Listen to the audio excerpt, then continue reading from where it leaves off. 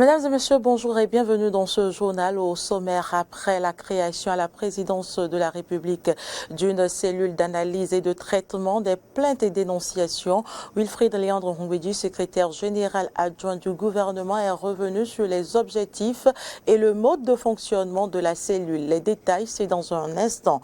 Vous suivrez également dans cette édition le point de presse de la police républicaine sur les événements de Savalou depuis samedi dernier. Et puis hors de nos frontières, le Parti socialiste portugais obtient la majorité absolue aux élections législatives anticipées.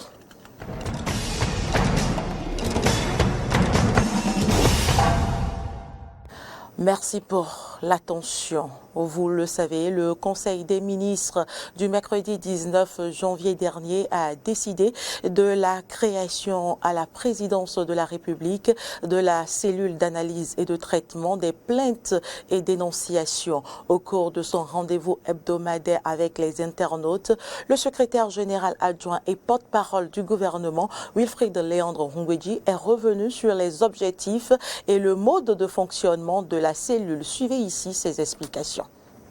La cellule est un dispositif que le président de la République et son gouvernement ont voulu mettre en place au niveau de la présidence de la République pour servir de canal de recueil des plaintes et dénonciations à l'égard des agents publics, quel que soit leur niveau de responsabilité. Les principales attributions de la cellule sont analyser les plaintes et dénonciations, ainsi que les éléments de preuve fournis par les plaignants ou dénonciateurs, inciter les citoyens à surveiller la reddition des comptes par les personnes investies d'une parcelle de responsabilité, mettre en place un mécanisme renforcé d'investigation sur les cas présumés de corruption, proposer les modalités de poursuite pour chaque cas et puis renseigner sur les suites données aux plaintes et dénonciations avérées. La cellule se veut en fait un organe indépendant. Quoique sous tutelle de la présidence de la République, cette cellule sera indépendante dans l'organisation de son travail. Cependant, vous comprenez bien que parce qu'elle a été mise en place à l'initiative du président de la République et de son gouvernement, c'est précisément parce que le chef de l'État veut davantage être informé en temps réel des déviances éventuelles qui auraient cours dans notre administration publique. Cela postule que la cellule devra rendre un rapport régulier de son activité, renseignant sur les plaintes reçues, leur pertinence ou non à l'attention du chef de l'État. Vous avez la possibilité, quand vous allez vous plaindre auprès de cette cellule, de décliner votre identité, tout comme vous avez aussi le droit de requérir l'anonymat.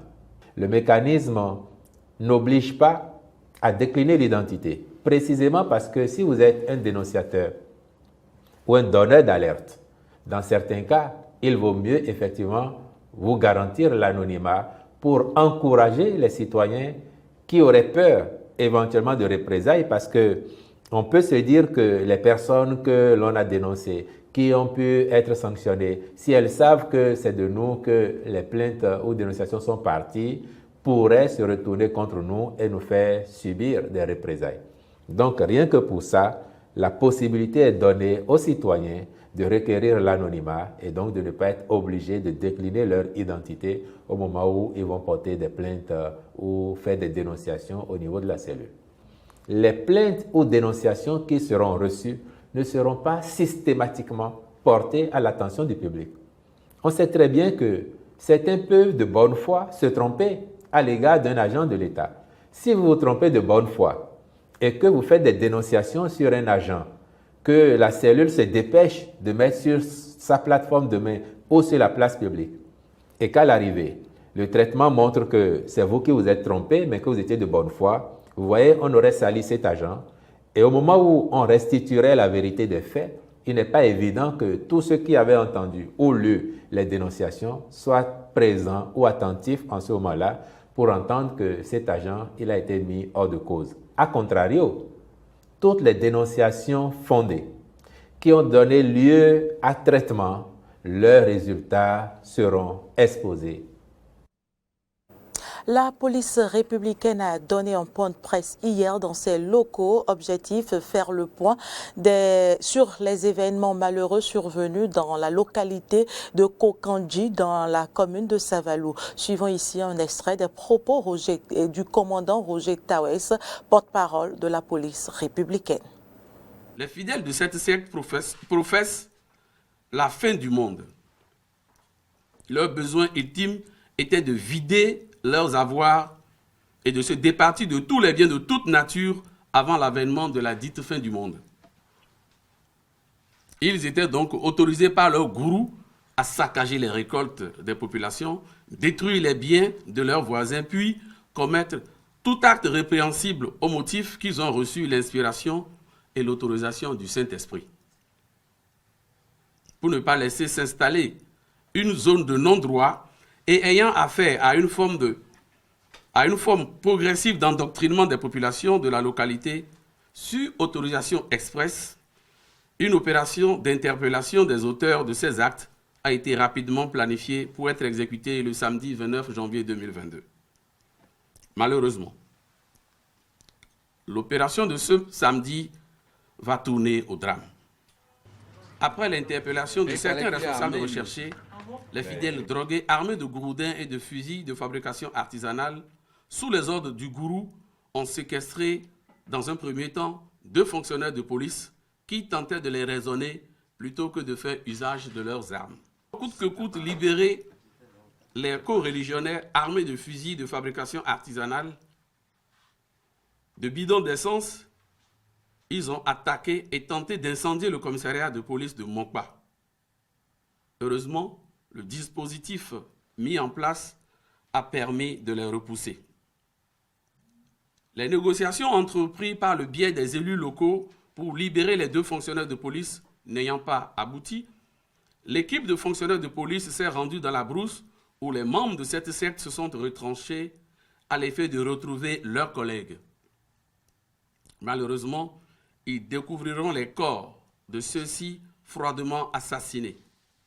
Sur ce, ils ont entrepris une battue en vue de retrouver les auteurs de ce crime odieux. C'est alors qu'ils vont essuyer des tirs de personnes en embuscade auxquels ils ont riposté. Cela a entraîné 6 morts. Nous profitons de cette occasion pour nous incliner devant la mémoire de nos collègues tombés dans l'accomplissement de leurs devoirs. Des avis de recherche ont été lancés pour retrouver les responsables de cet acte afin qu'ils répondent de leurs actes. La situation est relativement calme sur les lieux, les recherches se poursuivent et les opérations de sécurisation des populations se sont intensifiées sur le terrain. Nous invitons et sollicitons nos concitoyens au calme, à la sérénité et à la collaboration pour nous aider à retrouver ces personnes recherchées. Les usagers de la voie Cotonou à Bomey-Calavi, à la hauteur de l'échangeur de Godomey, souffrent le martyre. La traversée de l'échangeur par la piste cyclable n'est pas du tout aisée. L'infrastructure se dégrade de jour en jour et expose à des risques énormes. Reportage d'Orcas à Wangan.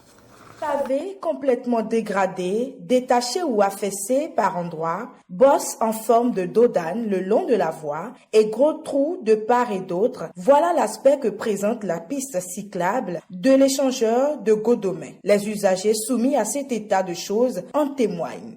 La voie a été dégradée et on remarque qu'il y a également des dos d'âne qui sont fabriqués, suite également au poids aussi. Donc il faut revoir parce qu'on a dit que c'est une piste cyclable.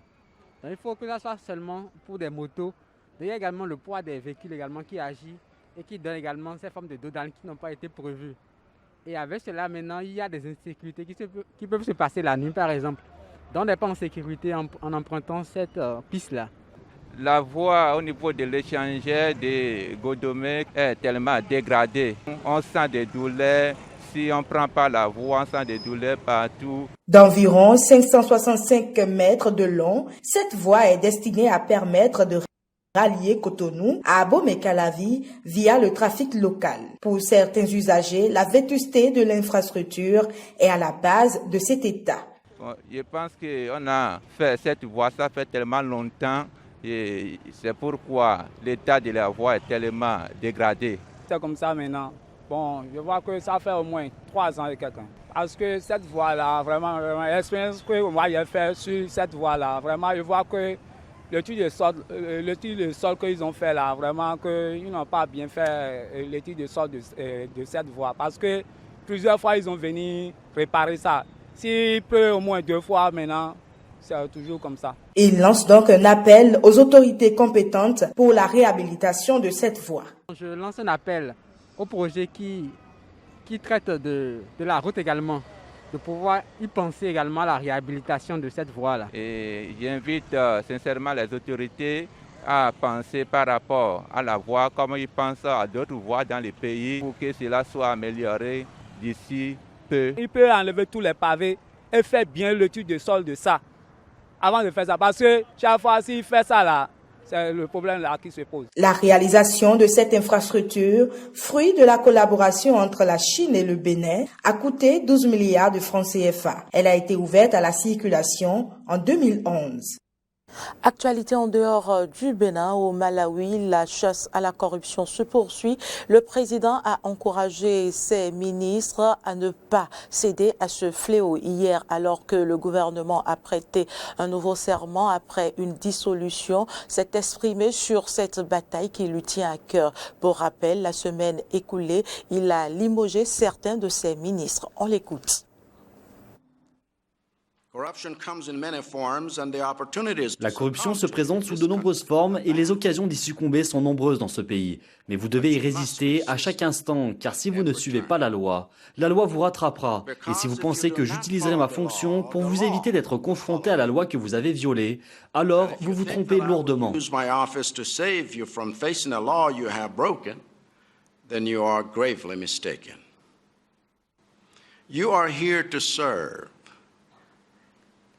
Vous êtes ici pour servir, pas pour régner ou vous vanter. Occuper de hautes fonctions n'est pas une licence pour agir de manière hautaine et puissante. Le peuple du Malawi est votre patron. Victoire de Christiane Taubira à la primaire organisée par la gauche française. Près de 400 000 personnes ont voté pour l'ancienne garde des Sceaux de François Hollande. Christiane Taubira appelle désormais pour l'union de la gauche à la présidentielle. François Hollande, Christiane Taubira qui appelle désormais à l'union de la gauche pour la présidentielle. Sauf que plusieurs candidats justement de la gauche ne reconnaissent pas la légitimité de ce scrutin. On écoute la réaction de Christiane Taubira juste après sa victoire hier, qui appelle donc à la gauche à se rassembler. Nous devons trouver une clé, nous devons trouver un chemin, nous devons trouver un langage de façon à rassembler les gauches et leur sensibilité. Notre sort commun appelle l'union et le rassemblement. Alors je leur dirai, avec respect, que je sais leur réticence, mais je sais aussi leur intelligence et leur sens de l'intérêt général. Au Portugal, le Parti socialiste obtient la majorité absolue aux élections législatives anticipées avec 117 députés. Les autres partis de gauche qui avaient contribué à la chute du gouvernement sont les grands perdants de ces élections. Un scrutin également marqué par l'entrée de la droite radicale au gouvernement. C'est une victoire nette et sans bavure pour António Costa. Dimanche, le Parti socialiste portugais, emmené par le Premier ministre, est arrivé en tête des élections législatives avec 41,7% des suffrages selon des résultats quasi définitifs. Un score qui permet au PS d'obtenir au moins 117 des 230 sièges du Parlement, soit la majorité absolue. Les Portugais ont sorti un carton rouge pour dire non aux crises politiques. Les Portugais ont manifesté leur désir de compter pour les prochaines années sur la stabilité, la certitude et la sécurité. Une direction pour notre pays.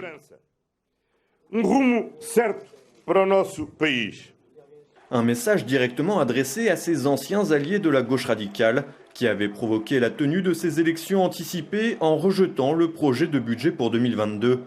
Avec cette majorité absolue obtenue, Antonio Costa ne dépendra plus de cette alliance, pourtant scellée en 2015, qui lui avait permis d'arriver au pouvoir. Autre enseignement, la percée du parti nationaliste Chega, qui a obtenu 7,15%. Chega a fait une promesse et l'a tenue. Nous sommes la troisième force politique du Portugal. La troisième force politique du Portugal. Avec ce résultat, Chega comptera 12 élus au Parlement contre un seul précédemment. Un bouleversement dans le paysage politique portugais depuis la fin de la dictature en 1974 et jusqu'en 2019. Le Portugal ne comptait aucun représentant nationaliste au Parlement.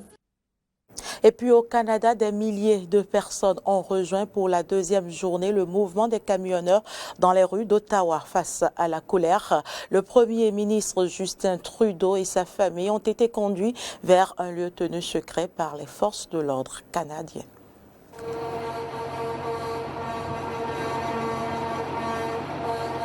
Une journée agitée au son des klaxons.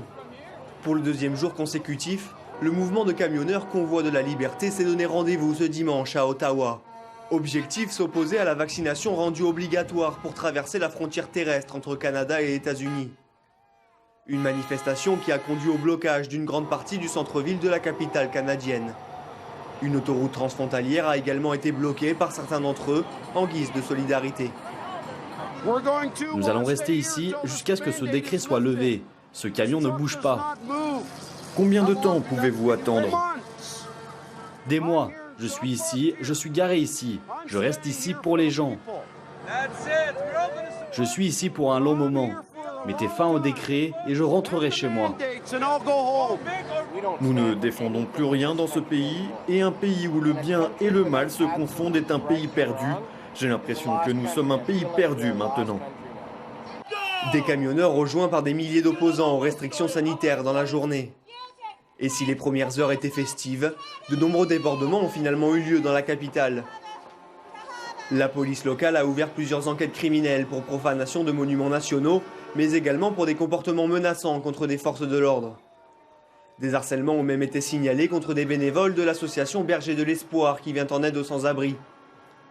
Par peur que la situation ne dégénère, Justin Trudeau et sa famille ont été exfiltrés de leur résidence d'Ottawa selon les médias canadiens. Le Premier ministre est d'ailleurs dans l'œil du cyclone. Contesté par ce mouvement, il l'est aussi en dehors de ses frontières. Plusieurs Américains célèbres, comme le milliardaire Elon Musk, apportent leur soutien aux protestataires. En tournée aux États-Unis, Donald Trump a lui aussi salué leur résistance. Les camionneurs canadiens dont vous entendez parler, ils résistent de toute leur force face à ces décrets et ils défendent bien plus la liberté américaine que nos propres leaders. Nous voulons leur faire savoir que nous sommes avec eux tout du long. Un mouvement qui pourrait prendre de l'ampleur. Les camionneurs ont prévenu, les bruits de moteurs et de klaxons vont continuer à retentir dans la capitale canadienne pour encore de nombreux jours. Et ce sera tout pour cette édition. Merci de nous avoir suivis. L'information se poursuit sur nos différentes plateformes digitales, Twitter, Facebook, YouTube et sur notre site internet www.benin-eden.tv.